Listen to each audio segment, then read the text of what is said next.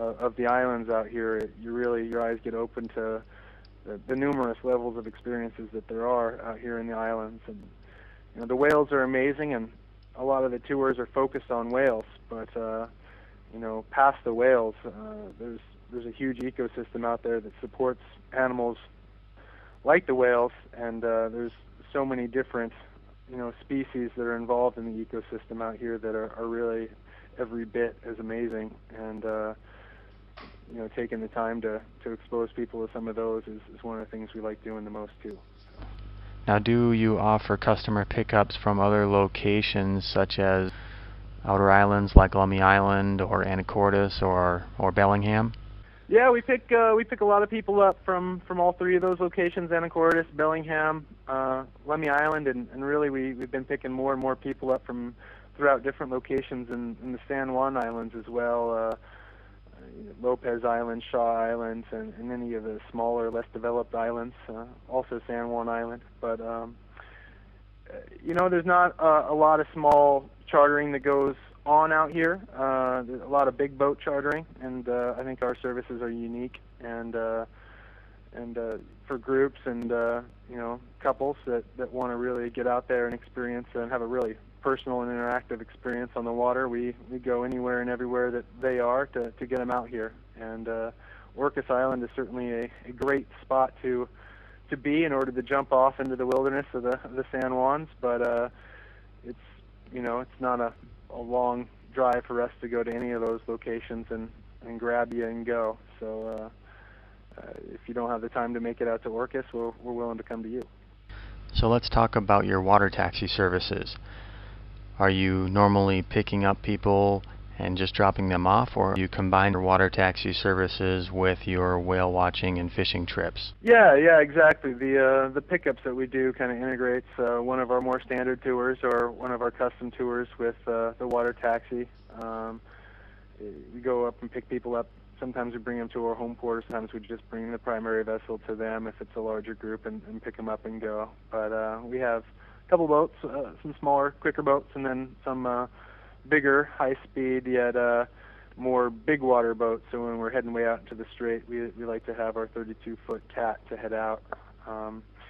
But there's so many small wildlife areas and so many state parks that you can explore if you have a day to do that. That you need a small boat, a private small boat to get to, because there is no state-supported or even any real public ferry service at all that to get out there.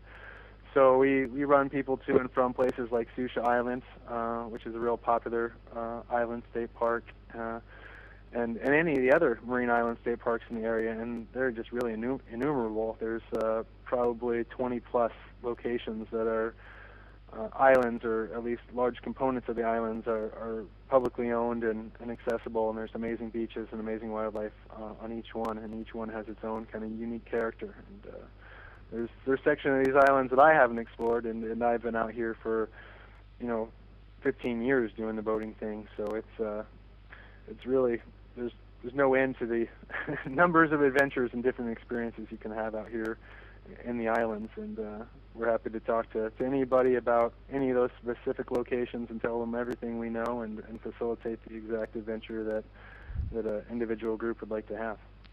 Now, do the whales in the San Juan Islands, are they eating seals or are they just eating salmon? Oh, what you're hitting on there is one of the distinctions between the southern resident community orcas and the transient orcas that we had talked a little bit about.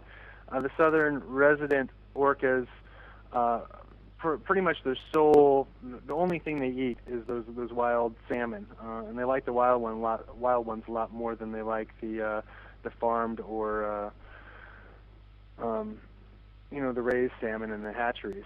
But the transient orcas actually do eat seals and sea lions primarily, and they'll subsidize their diet with salmon, and that's one of the reasons that they are called transient orcas, is because they're hunting, they're mobile packs.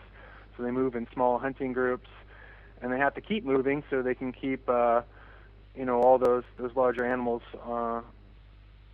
surprised. Once the animals are clued in that they're in the area, they're on a high state of alert, and their job in catching them becomes a lot harder. So they keep on the move. They're fast fast animals. They can, move up to speeds of 25 knots, almost 30 plus miles an hour. But typically they're moving around between 15 and 20 miles an hour, and just roaming around looking for a big meal off guard.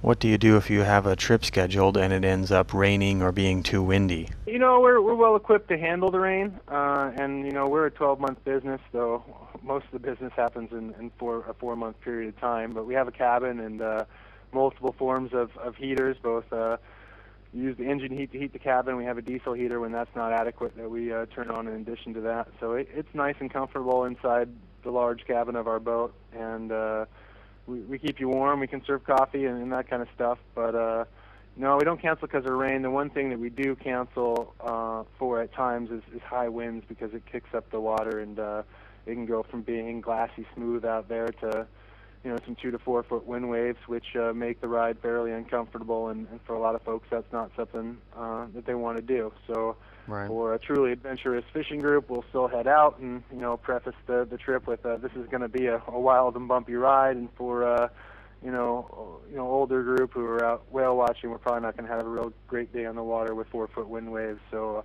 we'll tell them that they'd probably be better suited to wait a couple days if they can, or Right. just to cancel it and reimburse their deposit. So wind is typically the biggest variable, and rain. Some of the most beautiful days in the water actually when it's raining. There's a whole different set of things that happen out there in the rain. Otters love it. The birds are kind of all grounded and nestled into their nests, and you just see a different set of variables out on the water when it's raining or misty. And then a lot of times when it's raining, it's just beautiful and calm out there on the water too. So it's actually a neat time to be out on the water. Okay, folks, that wraps up our interview with Mr. Beau Brandow. Beau, thank you very much for being with us. Yep. Thanks, Wesley.